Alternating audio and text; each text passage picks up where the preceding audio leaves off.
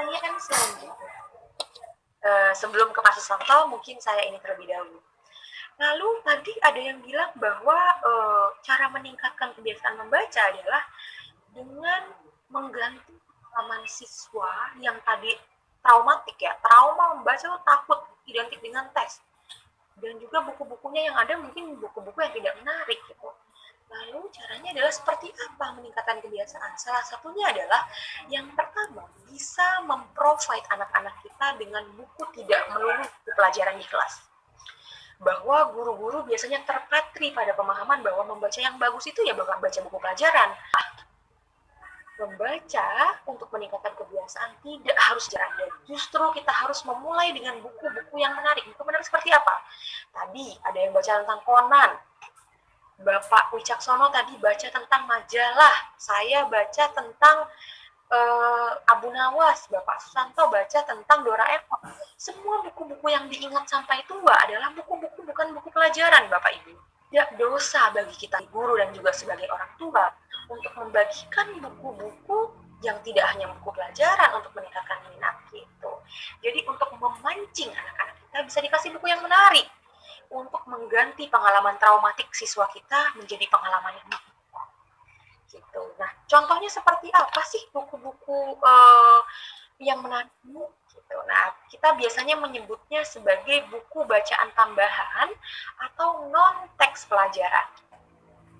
Nah, contohnya seperti apa? Nah, ini biasanya buku-buku yang ada di kelas, buku IPA, sejarah, geografi, budaya. Kira-kira pengalaman Bapak Ibu boleh dituliskan di kolom chat, apa rasanya pada saat Bapak Ibu masih kecil, disuruh baca buku pelajaran yang begitu banyak. Nggak ada gambarnya, bukunya tulisan semua, konsep-konsep apa yang Bapak Ibu rasakan. Boleh dituliskan di kolom chat. Oke, silakan. Mumet, aduh, betul. Ibu Nikma Lestari mumet, nyesek, stres. Oke, yang lain silakan. Malas ya. Oke. Nah, artinya bikin ngantuk, sepakat sekali. Di sini apa? Bukan kami artinya tidak mendukung anak-anak untuk tidak membaca buku pelajaran. Buku pelajaran tentunya penting.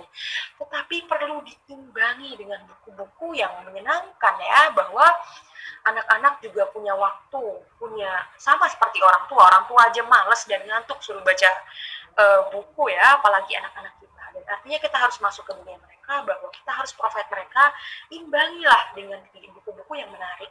Bisa majalah, buku cerita, hal-hal yang seperti itu. Nah, buku-bukunya bisa buku yang bergambar, yang sesuai dengan minat mereka. Kita harus mengenali, tentunya yang kenal siswa Bapak Ibu adalah Bapak Ibu sendiri ya. Tetapi di konteks saya, siswa-siswa saya kebanyakan suka hewan-hewan. Akan senang sekali mendengarkan saya membaca buku apabila bukunya hewan-hewan. Lalu kemudian majalah-majalah bisa seperti ini. Ini contohnya adalah Bobo dan Brani pada saat itu. Nah, ada yang perlu diperhatikan juga adalah selain bergambar bahwa disesuaikan.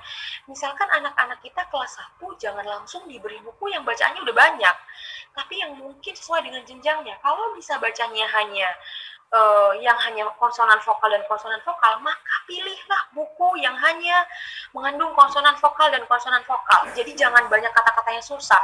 Jangan udah ada bunyi bunyi misalnya seperti mengganggu, itu udah susah sekali. Kata-katanya mama dan papa, ibu dan bapak, hal-hal kata-kata yang mudah. Yang tahu siapa jenjang seperti itu? Kira-kira Bapak Ibu guru sendiri, yang paling kenal siswanya adalah Bapak Ibu. Pertanyaannya, apakah mungkin nggak ya Bu, di kelas saya beragam, ada yang udah bisa baca ada yang masih bisa bacanya hanya huruf M dan U. Tentu bisa, dan harapannya adalah yang ideal instruksinya dibedakan, bukunya dibedakan. Dan selain kemudian bunyi huruf-hurufnya yang berbeda-beda, biasanya juga ada beberapa kosakata yang berbeda. Mulailah yang dekat dengan kehidupan anak. Misalkan kalau murid, karena saya dulu ngajarnya di Sumba Tengah, sempat di Sumba Tengah, itu belum ada listrik, belum ada sinyal, maka tentunya kalau dikasih buku-buku tentang yang perkotaan nggak nyambung. Buku-bukunya misalkan tentang naik pesawat liburan nggak nyambung, mereka nggak akan paham. maka kita carikan buku-buku yang berhubungan dengan kehidupan mereka. Misalkan ada banyak kuda, lalu kemudian pasar, hal yang dekat dengan anak-anak. Tentunya guru harus pintar-pintar bisa mencari buku seperti ini. Gitu.